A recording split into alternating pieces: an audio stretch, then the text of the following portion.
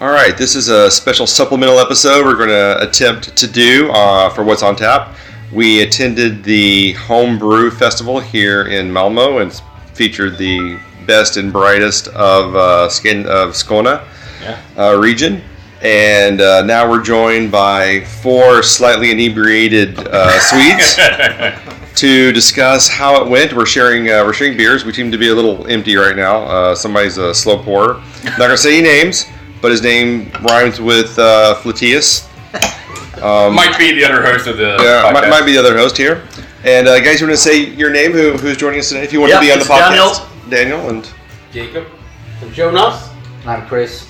All right, so we're all here, and guys. So what would you say? So how did this year compare to previous years?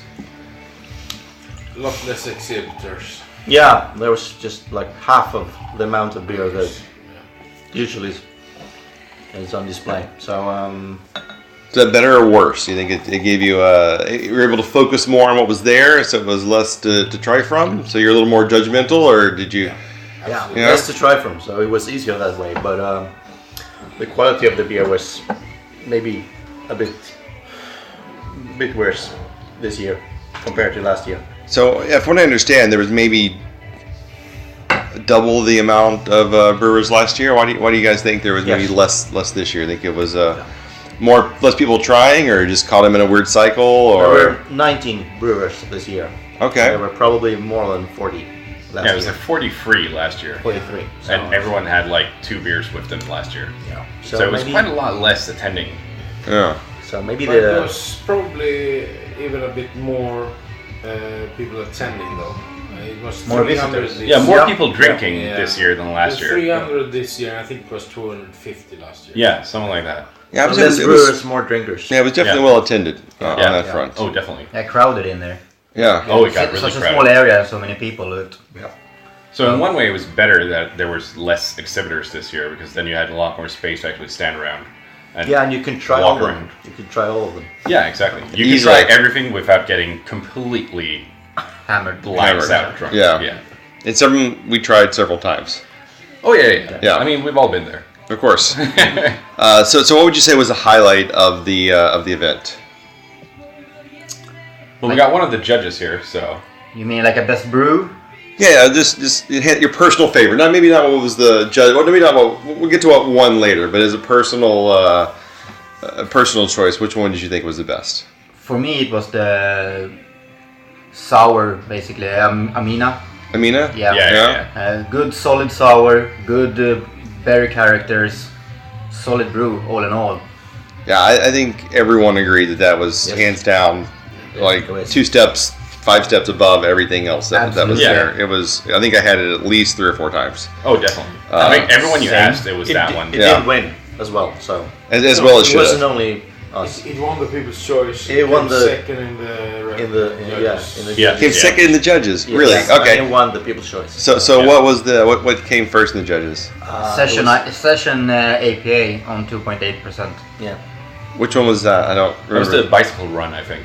Yeah, I didn't have that one. I think that may be the only one I didn't have. That? No, I skipped it. Either, but that was actually quite solid. Was it? Yeah. Solid light beer. For being a 2.8% beer, it was really good. Yeah. Okay, that's what I had actually heard, that for 2.8 was. But it seems like a quantifier. You had to be like, say, not just it was a really good APA. It was for 2.8. It was really good. Yeah. Which to me already says, well, maybe it wasn't the best beer there. I mean, it's exactly like overall, no, it wasn't the best beer, but for being 2.8, yeah. Again, your quantifier for being 2.8. But you always do that because there's no way 2.8. But for a referee, you have to take beer. that in consideration. You don't referee the best beer in the competition. You referee the best beer compared to what they have. You judge by style, and you have few preferences that you have to go by. So it doesn't have to be the one that tastes the best, as long as it has the best style preferences. It still has to fit the style. Okay. So within the style, good, but it doesn't fit the style, then you will be like out of it. Yeah, we had a couple of beers that were really good up with the judges, but they were basically mislabeled, so they did not fit the style at all. So they got basically say 15-20 points out of 50. Okay. Even though everyone loved the beer, but it was not what they were supposed to So be. what was one of those beers? It was basically a special porter. It was labeled as a porter with the adjuncts. Yeah. But there was no adjuncts visible or notable. Oh, yeah. So we could only judge it as a normal porter. Yeah. And for a normal porter, it was really good. Yeah. But since it was labeled as a porter with adjuncts, no adjuncts there, low score. Yeah. Okay. But the beer was good. Yeah, Really, so really good. if they had just labeled it as a Yeah. porter, then you'd be like, well, this was that's the Yeah, standout porter. it could have and been basically one of the top ones. Okay. That's a really hard thing as well, like to know which category to put it in, because there's so many categories now as well. Yeah. So you have like you said, you have porter with adjuncts, you have imperial porter, I guess. Yeah, we have regular porter, imperial porter, and I think you even have Like you have English porter and Baltic porter. Baltic porter. Yeah, I think it's 3 or 4 different porter styles at least. Yeah. Yeah. And then you have barrel aged, and you can have porter stout in that, or you can have porter with adjuncts. So say at least 5 or 6. And that's just a for porter. Yeah, exactly. So it's really hard for homebrewers to know exactly what style to actually put it in. We missed that. Yeah. In total, I think we have basically about 70 different categories Wow, to that's label your beer as. So, Yeah. and if you take your APA, put it in an IPA, you're gonna get low grades, even Yeah. if the beer is among the most brilliant beers. And we're actually drinking a homebrew porter right now. A smoked chili porter. So depending on where would you put this as a style? This That would would be be a- in the special one with adjuncts. Adjuncts, yeah. Oh, yeah. because of the chili. Exactly. Yeah. Yeah. And you should be able to note the chili and And you do. It is. Yeah. It is One of quite the- strong. It kind of Yeah. burns. It's nice. It's very pleasant, but it's hot. definitely got a chili burn to it. Yeah. can easily be too much. But you said this is 2 years old. Yeah. So So it's probably mellowed out quite a bit. possibly, and it could be the other way around in this one. The chili could come forward, depending on how there's they added the definitely- chili. There's Yeah. definitely quite a lot of burn in that. Yeah. Yeah, the chili really jumps out at you there. Oh yeah. You're not gonna miss out that there's chili on this one. No, But it's a pleasant chili taste. I totally I agree. really like it. Daniel is a kind of slow drinker, so he needs to fill his glass up now. See what he thinks of this chili porter. He's gonna love it. It's up his alley. I don't believe you on that one. Then, He knows Mexican cake feeling, so Yeah. then it's kind of slow all around. Wow. That's a lot of chili. yeah. Yep. Wow. It's a real palate wrecker there. It, You can bring out some cinnamon from the kitchen and you can have a Mexican cake. I don't like this. The way you feel about this is how I felt about the last one. Oh yeah. The Inferno. smoke beer, the Inferno. Oh, I yeah. absolutely did not care for that in the least bit. Yeah. But who brewed this one? This was from a homebrew shop here in Lund. One of the girls who worked there. Yep. Yeah, the Brygbutiken. Brygbutiken in Sösdala. Oh. Okay. Yeah, so they have a small shop here in Lund. Uh-huh. Yeah, and there was one of the girls who worked there. She gave it to me. Yeah, what's great is all of their beers are named after serial killers. Yeah. So it's called Serial Brewing or brewery. Yeah, brewery. It's called Maria So it's Swannenberg's. Swanenberg. Exactly. Yeah. Is it the one that works at the shop here? in Yeah, exactly. Yeah. So Maria Swanenberg was a Dutch. Serial killer. Yeah. Well, she was a Dutch woman who poisoned Her 102 different people and Wow. killed possibly up to 47 people. That's Yeah. cool. Yeah. So the John Wayne Gacy Jr. one is the one I was really kind of like, oh, I wonder what Yeah, that's yeah, like. So. So should we drink any more of this? Yeah, it's actually not maybe yet, poison. so. So, well, do you think? So, what do you? How do you feel about the home brewing environment here in Skåne? It's good. It's been good for a few years. Question is if it's peaked last year because of the attending brewery, the amount of I would attending say, breweries. this I year. mean, even I would say it's bustling, but a lot of the people are so good that they're actually going commercial. Yeah. So the home brewing may be on the down low, but the brewing scene as an overall is really blooming. Yeah. I think it gives more people a chance to come up. Then if you get the people that may have been overlooked in the past now have a chance to shine, hopefully, and we'll see more new talent. What are your expectations for next year's Homebrew Festival? I hope we can get back to the last year with a lot of people entering. I think a lot of people saw what happened this year and thought, oh, maybe I should have entered this year after all. Yeah, exactly. I think that was quite a lot of people who thought that as well. Do you think last year was kind of overwhelming with so many people that a lot of people were just like, that I don't think I want to be part of it, and then this year it comes around because it got massive last year. This year today we only had there was only the one space, whereas last year it was actually 2 spaces. So the whole restaurant part that was out there today was also filled with breweries, and the main room that we were in today was also, well, basically double as many brewers as were there today was there last year. So hopefully we'll get a bit more next year. That's good. I think the important part is that the breweries that are actually there are good. Yeah. So I think the quality. I don't mind having fewer breweries if they are good breweries. Yeah. Which is maybe not always the case. I think one of the things that we were talking about today as well was that a lot of the beers had really good aroma and taste, but they kind of fell flat in the body and the mouthfeel. They were very thin. Very exactly. Thin with a good aroma. So that was a general problem. Maybe 15, 20 beers today. Yeah. They smelled really good with a good aroma, and then were really flat and thin. And it kind of became a little bit underwhelming, or Good part though is not that many beer that are really broken. No. I mean, basically that are off flavors and exactly.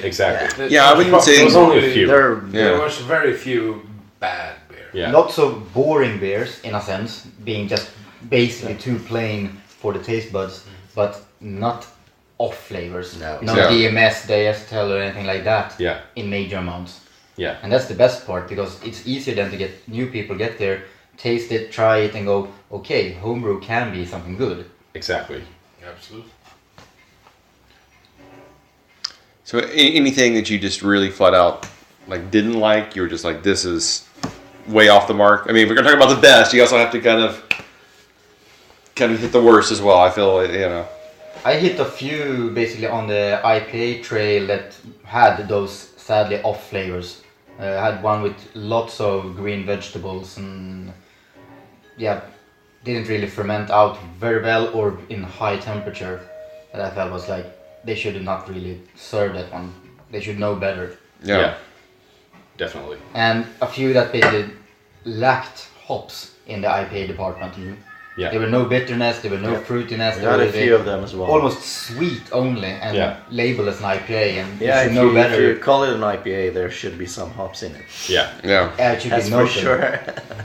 So, in that way, not really poor labeling there, there's basically poor skills.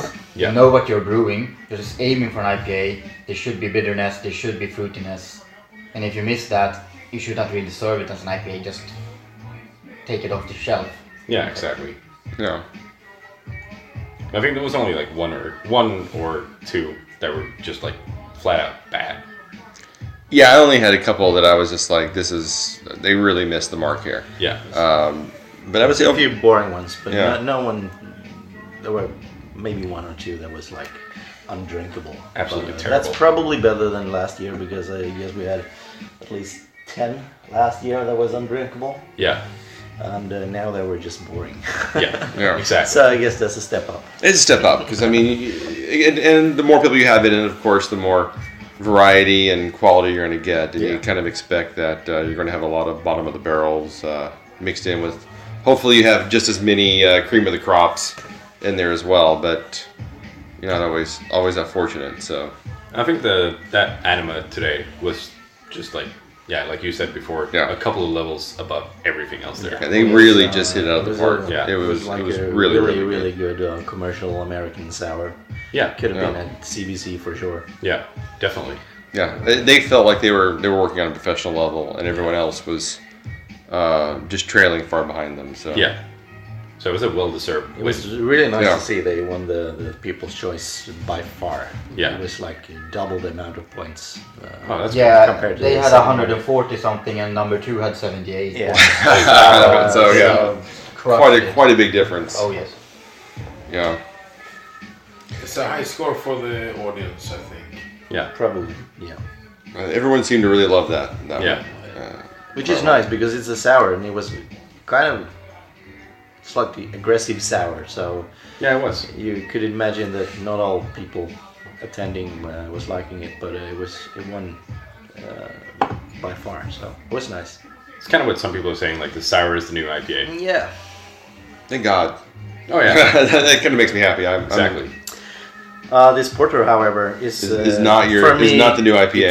It's undrinkable. So if you want more, No, I'm really good. I'm perfectly fine with my little. That that's- is just it's a little the too amount fire. of chili is very like hot. insane. You can brew like a 7.5% porter and throw in Put that much chili in it? 1 kilo of chili. That's insane. You can't do that. I'm sorry, Maria Swanenberg. Swanenberg. She will poison you in your there's- sleep now. Yeah, You're happy. She- You have called her ghost, and she will poison you now. In your yeah, she definitely tried. Yeah, but, With chili. I But you called put the bluff. glass down. I called the bluff. Alright. I won't die. Well, you guys ready for another beer then? And I guess we can wrap this up. Yeah. Um, Thanks a lot, guys, for Right. sharing your thoughts on the Homebrew Festival. yeah. Yeah, it was a nice festival again. Oh, for sure. It's we will be back next year. Definitely. Definitely. Yeah, I look forward to And, next year. Hopefully the level will be slightly better next year. And, Yeah. and the year after that. So So, one more question: the glassware, does it change every year, or is it the same? it was the same last year. The same as last Which year. Okay. is a shame because We had a it's, discussion the about year that, before that- and most likely they bought too many glasses last year. Ah, so okay. They just reused them this Hey, year. you know what? Nothing wrong with that. You know, it's Because the year before that, they had this really awesome small wine tasting. Yes. okay. Well, I kind of like the IPA glass this year. It was a nice change from. Yeah, the glass is okay, but for a festival where you get like Small 2 or pours. 3, it did feel a little oversized. I'll give you that. Yeah, It was a so- bit weird. Totally oversized. Yeah. so it's really hard to get your nose in there. Yeah. Yeah. You really need more You of will the never reach smaller the beer kind of because tulip. it's so far away. Yeah. So way too big glasses. Nice glasses, however, but way too big for a festival. They For a should festival be- like this, they it's should way be too like It should be the small fourth taster of the glasses. size. Yeah. Exactly. So- More like the CBC But yeah, glasses. they had glasses from last year because we worked there last Yeah. year and there were a lot of glasses. Yeah. So hopefully they change them until next year as well. Yeah. Unless they just have a shit ton left. Exactly. You never know. We had a lot of attendees this year, so It's true. That's hopefully, hopefully those glasses kind of dwindled down in numbers true. Well, that means they went through about what 500. in 2 years. Yeah. Yeah, something like that. So hopefully that'll. I mean, it kind of makes you They- wonder how many they they ordered. ran out. They had Yeah. they had 300 left over. So So hopefully they ordered like 500. Yeah. So next year, hopefully, there will be going for some more like the CBC kind of glasses or They're wine tasters. Yes, wine tasters. that would be a It's lot a nice better. pale ale glass though. It is Yeah. for a good beer at home. Yeah.